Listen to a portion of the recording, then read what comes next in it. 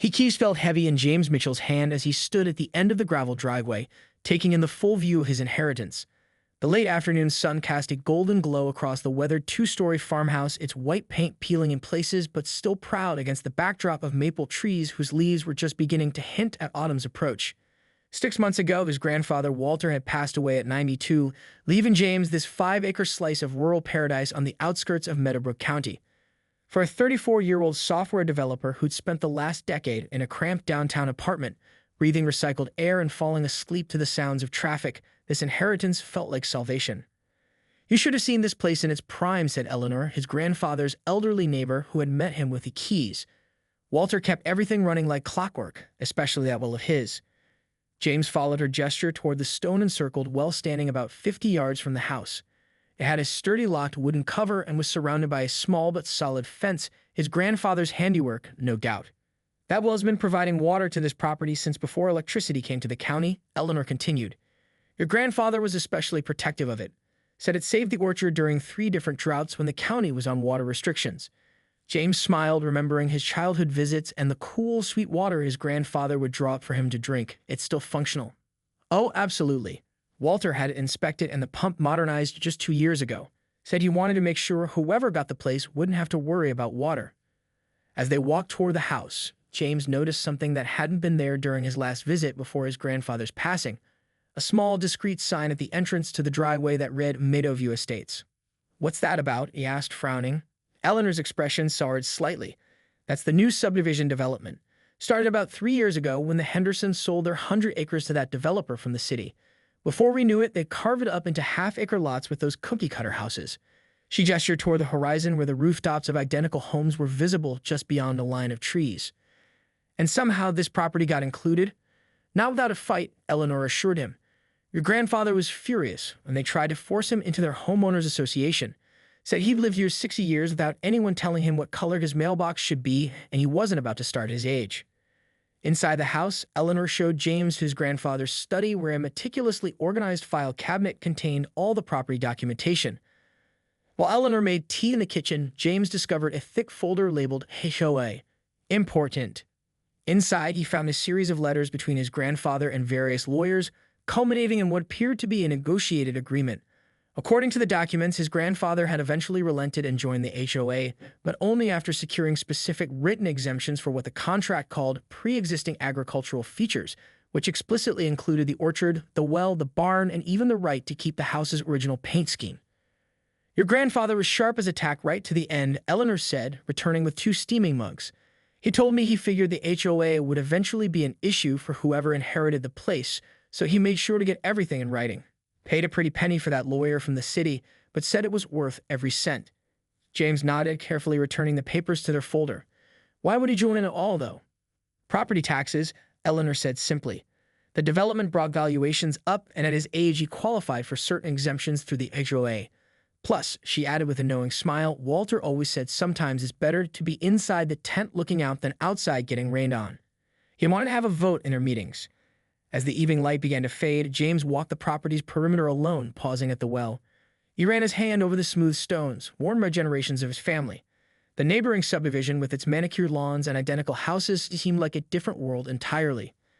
"I think I'm going to like it here, Grandpa," he said quietly to the evening air, unaware that his grandfather's foresight would prove more valuable than he could possibly imagine in the months to come. Spring had fully arrived by the time James settled into a comfortable routine at his grandfather's property. He had converted the study into a home office, installed high-speed internet, and spent his weekends gradually restoring the old farmhouse. The apple trees in the orchard were beginning to blossom, promising a bountiful harvest come fall. In the small barn, his grandfather's 1952 Ford tractor sat partially disassembled as James worked through YouTube tutorials on vintage engine restoration. The HOA meetings had been largely uneventful during his first 3 months. James attended dutifully, introducing himself as Walter Mitchell's grandson and quietly voting on mundane matters like community garbage collection schedules and a proposed walking path along the edge of the development. The current president, a retired accountant named Richard, seemed reasonable and never raised issues about James' property. That changed in April when Richard announced he and his wife were moving to Arizona to be closer to their grandchildren. An emergency election was held, and Patricia Wilmington, a woman in her 50s with an immaculate blonde bob and perpetual expression of mild disapproval, was elected president by a narrow margin. "I want to thank the community for this opportunity to serve," Patricia announced at her first meeting, standing stiffly in a crisp beige pantsuit. "As I outlined in my campaign letter, my primary goal is to protect and enhance our property values through consistent neighborhood beautification and strict covenant enforcement." Several of the newer residents nodded enthusiastically. James noticed Eleanor, who rarely attended meetings, giving him a meaningful glance from across the room. The changes began immediately. Within a week, brightly colored notices appeared on several mailboxes, including James's, citing violations of the HOA's aesthetic standards. James' notice specifically mentioned his non-regulation rural-style mailbox and requested replacement with an approved model within 14 days. "This is just the beginning," Eleanor warned when she stopped by to check on him. "Walter always said that woman had her eye on being HOA president. She moved in 2 years ago from some gated community in California and started complaining from day one." Sure enough, a second notice appeared the following week, this one citing the incomplete and unsightly vehicle restoration project visible from the community roadway, referring to the tractor parts carefully arranged on a tarp beside the barn. James politely responded to each notice by referencing his grandfather's exemption agreement, attaching photocopies of the relevant documentation. Each time he kept the original notice, made copies of his response, and filed everything in a new folder labeled HOA Patricia. 3 days after his second response, Patricia herself appeared at his door, clipboard in hand and 2 board members hovering uncertainly behind her. "Mr. Mitchell," she said, her smile not quite reaching her eyes, "I'm Patricia Wilmington, your HOA president. I thought it might be helpful to discuss these exemptions you keep referencing in person." "Of course," James replied, inviting them in and offering coffee, which Patricia declined with a slight grimace. "While we acknowledge that your grandfather negotiated certain allowances," she said, tapping a manicured nail against her clipboard, "the board feels these exemptions were intended to be temporary accommodations for an elderly resident, not permanent exceptions to our community standards." James calmly retrieved his folder and placed the original signed agreement on the coffee table. "Actually, if you'll look at Section 4, Paragraph 2, it clearly states these exemptions run with the land regardless of ownership changes. My grandfather's lawyer was quite thorough." Patricia's smile tightened. "Well, times change, Mr. Mitchell. What might have been acceptable 3 years ago doesn't necessarily align with our community vision now. The board has recently updated several bylaws regarding property aesthetics and safety standards." "I understand," James replied, maintaining his politeness despite the growing tension. "But grandfather clauses exist specifically to protect established property features from new regulations. I'm happy to comply with any rules that don't conflict with my documented exemptions." As they left, Patricia paused at the edge of his porch, looking pointedly at the well in the side yard. "That water feature in particular concerns me, Mr. Mitchell. In today's world, an uncovered water source is a significant liability." "It's fully covered and fenced," James responded, gesturing to the locked wooden cover and surrounding fence. "It's been safely maintained for generations." By mid-June, the tensions between James and Patricia had evolved from a simmer to a steady boil. The summer heat seemed to intensify Patricia's campaign against what she now openly referred to as the Mitchell eyesore during HOA meetings. These meetings, James noted with frustration, were increasingly scheduled for Tuesday afternoons at 2:00 p.m., precisely when his software development team held their unmovable weekly client calls. When he pointed this out via email and requested evening meetings as had been the previous norm, Patricia responded that the board had voted for the new schedule to accommodate the majority of residents, many of whom were retirees. Eleanor, who faithfully attended and recorded each meeting on James' behalf, reported that his property was now a standing agenda item, typically discussed under ongoing covenant violations. She showed those selected photographs again, Eleanor told him after a particularly contentious meeting. "Close-ups of peeling paint on your porch railing, weeds along the driveway edge, never the full property, which looks perfectly fine. And she's got that Doug Peterson eating out of her hand." Doug Peterson, James had learned, was the HOA's attorney, a nervous man with thinning hair who seemed to agree with everything Patricia suggested. The notices continued to arrive, each more strongly worded than the last. Soon, they began to include fine amounts: $50 for excessive natural vegetation, the wildflower meadow his grandfather had cultivated for local bees, $75 for non-compliant agricultural equipment storage, the tractor parts, and $100 for unauthorized water feature without proper safety measures, the well, despite its cover and fence. James documented everything meticulously, responding to each notice with the same photocopied exemption agreement and adding carefully worded requests for clarification on how these fines aligned with the legally binding exemptions. He also began recording video walkthroughs of his property every few days, narrating the condition of each contested area and demonstrating the safety measures in place around the well. You need a lawyer, Eleanor advised after delivering news that Patricia had successfully pushed through a safety inspection initiative allowing board members to photograph potential violations from the edge of any property in the development. Walter would be getting legal help by now. James had already reached out to his grandfather's attorney only to discover the man had retired to Florida. But before he could find a new lawyer, the situation escalated dramatically. Returning from a 3-day business trip to Chicago, James found his front porch plastered with notices, not just on his door, but taped to the railings, windows, and even the porch swing. Each bore the HOA letterhead and Patricia's signature, along with increasingly punitive fine amounts. The latest data that morning cited accumulated fines of $1,250. As he was peeling the notices off his front door, a white SUV pulled into his driveway. Patricia emerged, accompanied by Doug Peterson and 2 other board members James recognized from meetings. Mr. Mitchell, Patricia called with artificial brightness, we're conducting our scheduled safety inspections today. How fortunate we caught you at home. James activated the recording app on his phone as they approached. I don't recall being notified of any inspection. It was announced at Tuesday's meeting, Patricia replied with a dismissive wave. If you'd attended, you'd be aware of the board's initiatives. Before James could respond, Patricia and her entourage had already circled around to his side yard, where they stood at the edge of his property line, taking photographs of the well. James followed, keeping a deliberate distance but maintaining a clear view of their activities. As you can see, Patricia was saying to Doug, loud enough to ensure James could hear, the so-called safety measures are clearly inadequate by modern standards.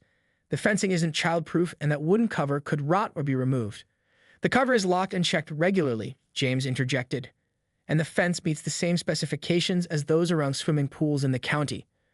Patricia ignored him, handing James an official-looking document with the HOA logo prominently displayed at the top.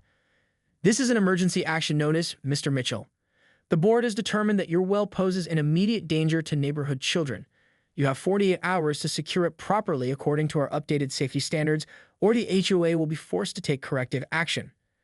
As she turned to leave, James scanned the document.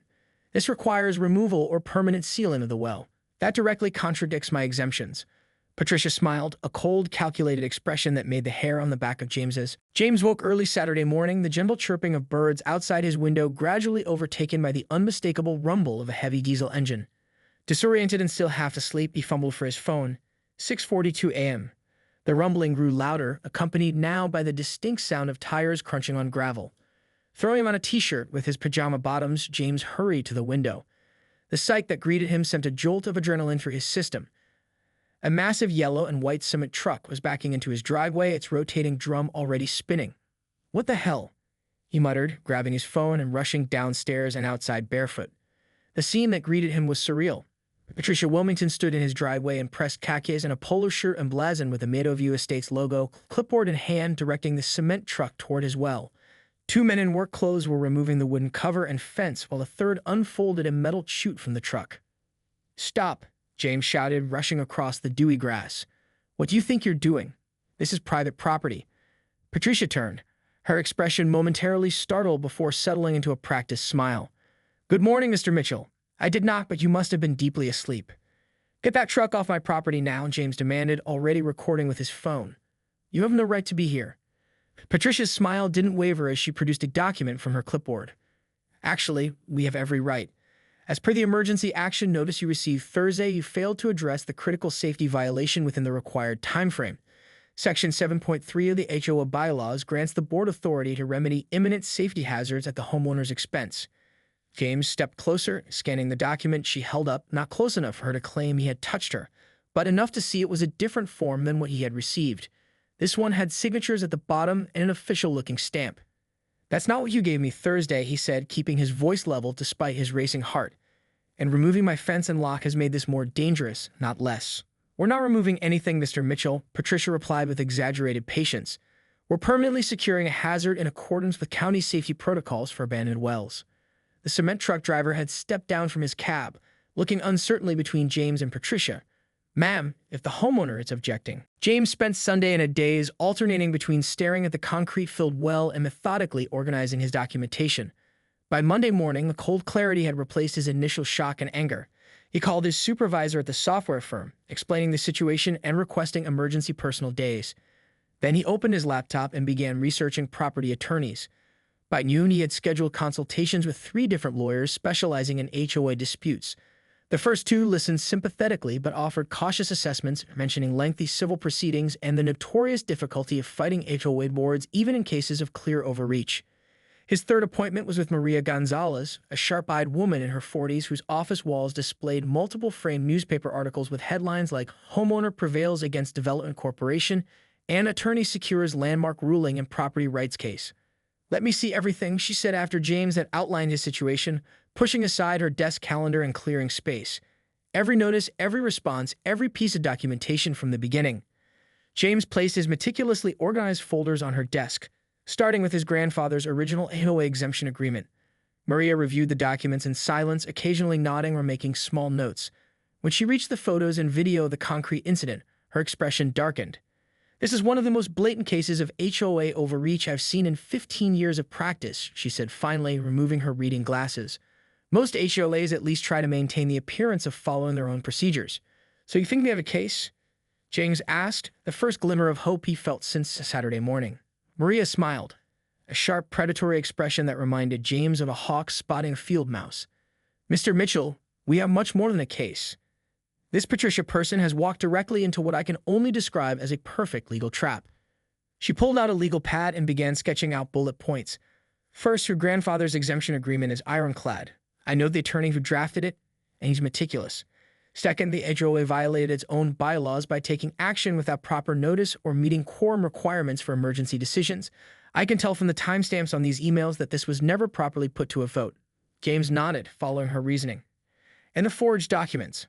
"Yes, claiming to have board approval when at least 2 members were out of town. According to these Facebook posts you documented. That's fraudulent misrepresentation at minimum." Maria tapped her pen against the pad. "But there's something even more significant here that I suspect Patricia doesn't realize." She swiveled to her computer and pulled up the county property records website, typing his address. After navigating through several pages, she found what she was looking for. "Just as I suspected," she said, turning the screen toward James. "Your grandfather filed a water rights certification with the county in 1973 and renewed it every decade since. The last renewal was in 2018, just before he passed." James leaned forward, scanning the document. "What does that mean exactly?" The Meadowview Estates Community Center was unusually crowded for the monthly HOA meeting. Word of the concrete incident had spread rapidly through the neighborhood, drawing even the most apathetic residents out of curiosity. James arrived 15 minutes early with Maria beside him, her professional charcoal suit and confident stride drawing curious glances from neighbors who were more accustomed to seeing him alone. Patricia was already at the front table, arranging papers with Doug Peterson and 3 other board members. She glanced up as James entered, her expression briefly faltering before she recovered her composure and continued her conversation, pointedly ignoring his presence. "Perfect," Maria murmured, guiding James to seats in the front row. "She's already on edge. Let her stew for a bit." At precisely 7:00 p.m., Patricia called the meeting to order with a sharp rap of her gavel. She moved efficiently through the agenda's routine items before turning to what was listed as safety compliance actions, Mitchell property. "As many of you are aware," Patricia began, her voice carrying the practiced cadence of someone who had rehearsed their remarks, "the board took emergency action last weekend to address a significant safety hazard on the Mitchell property. This action was taken after multiple notices and opportunities for the homeowner to comply voluntarily." James felt his jaw tighten but remained silent, taking his cue from Maria's slight head shake. "The abandoned well posed an unacceptable risk to neighborhood children," Patricia continued, "particularly given its proximity to the walking path. While we understand that some residents may have concerns about the board's authority in such matters, I assure you that all actions were taken in accordance with HOA bylaws and with the full board's approval." As she gestured toward a PowerPoint slide showing selective close-ups of the well, Maria stood smoothly. "Excuse me, Ms. Wilmington. If I may address the board and attendees before you continue." Patricia's expression hardened. "Public comments are scheduled at the end of the meeting, Ms. Gonzalez." Maria Gonzalez, attorney at law representing James Mitchell. Maria produced her business card, which Doug Peterson accepted with visible unease. "Given the nature of the current agenda item and the factual inaccuracies already presented, I believe it would be appropriate and legally prudent for me to address these matters now." A murmur rippled through the room. Patricia glanced at Doug, who nodded reluctantly. "Very well. You have 3 minutes." "Thank you." Maria opened her briefcase and extracted a stack of manila folders, which she handed to a young man who had accompanied them. "Ryan, please distribute these to each board member and Mr. Peterson." As the folders were being distributed, Maria addressed the room. My client, James Mitchell, has documented every interaction with this HOA board since he inherited his grandfather's property. What happened to his well on Saturday was not an emergency action, but an unauthorized destruction of private property, interference with registered county water rights, and a clear violation of both HOA bylaws and state property laws.